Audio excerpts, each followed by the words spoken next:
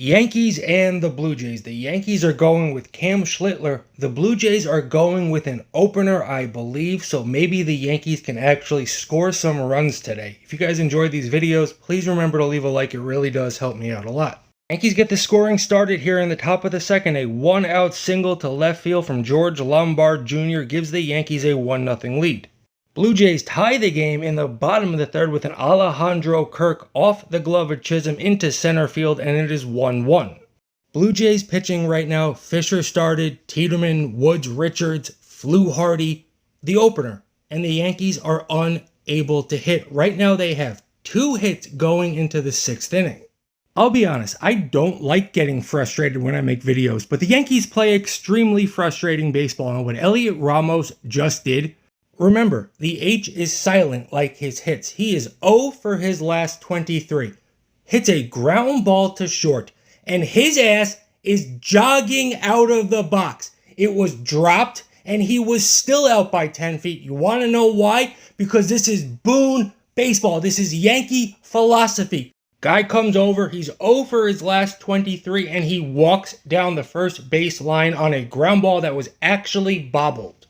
But you know, Boone, our guys are squaring it up. They're moving the needle. We're right there. They're having really good at-bats. You know, I am so sick and tired of this entire Yankees organization. There is no accountability, and it's been this way for years. A guy just coming over here? Are you kidding? I think he should be shipped off tomorrow, sent back down to AAA. That is inexcusable. Cam didn't have his best stuff today, but he still gave the Yankees 5 1/3, 1 run. But the Blue Jays, you know, credit to them, they're pitching incredibly. They went with an opener, and the Yankees have 3 hits through 7 innings. And here in the 7th inning, Charles McAdoo crushes this ball to left center field off the wall, giving the Blue Jays a 2-1 lead with a double. Next up is Bateman, and he squares to bunt on the first pitch, but it's a ball. And then he completely gives himself up here on a sacrifice bunt, and the Yankees were still not ready for it defensively.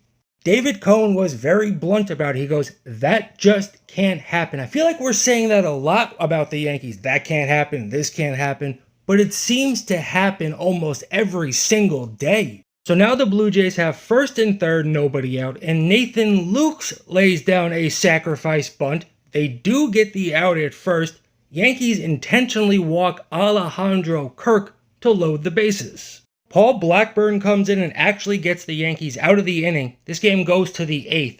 2-1 Toronto. Yankees still have 3 hits. 4 hits after an Austin Wells. Austin Wells got a 2-out single in the 8th.